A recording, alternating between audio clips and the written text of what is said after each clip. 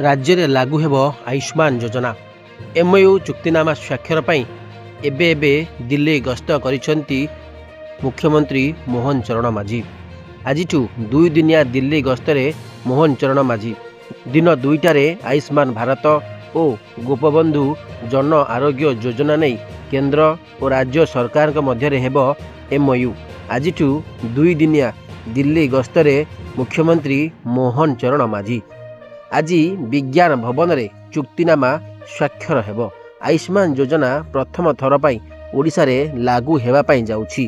एही कार्ड द्वारा सारा भारत रे जे कोनोसी स्थान रे उभय सरकारी और घरोई हॉस्पिटल रे 5 लाख रु 10 लाख पर्यंत मागणा सेवा पाई परिबे। सूचना अनुसार राज्य रे आसंता फेब्रुआरी मासरु आयुष्मान भारत योजना को लागू करने पई राज्य सरकार पदक्षेप नैछंती। केंद्र और राज्य सरकार अधिकारी माने यहाकू लागू करने को नैथिबा प्रतिबंधक को दूर करने पई आज नवा दिल्ली रे एथिपई एमओयू स्वाक्षर हेबो बोली जणा पड़िछि। दिल्ली रे स्वास्थ्य मंत्री जेपी नड्डा उपस्थिति रे हेबो एही एमओयू। एथिपई दिल्ली गस्तरे जाइछंती मुख्यमंत्री मोहन चरण माझी और स्वास्थ्य मंत्री मुकेश महालिंग। बुझामणा स्वाक्षरित हेबा परे राज्य रे लागू हेबो आयुष्मान योजना। तेबे ओडिशा रे जारी रहितबा बिजु स्वास्थ्य कार्ड योजना जहार नुआ ना गोपबंधु जन आरोग्य योजना सह आयुष्मान भारत योजना को लागू मध्य कराजिबो। गोटिए कार्ड रे उपलब्ध हेबो स्वास्थ्य सेवा, गोपबंधु जन आरोग्य योजना एवं आयुष्मान योजना।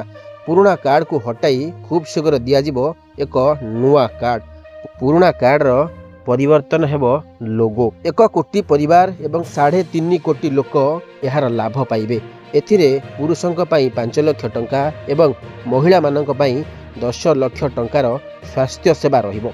राज्य सरकार आसंता फेब्रुआरी रु एहाकू लागू करिबा सह एप्रिल रु पूर्णांग भावे कार्यक्षम कराइबे। 70 वर्ष बयस रु ऊर्ध्व लोकंकु मध्य आयुष्मान योजना रे शामिल हेबा पई प्रक्रिया चलित मास शेष सुद्धा आरंभ कराजिबो बोली स्वास्थ्य विभाग पक्षरु सूचना जारी रहिछि। Bureau report inform Odisha.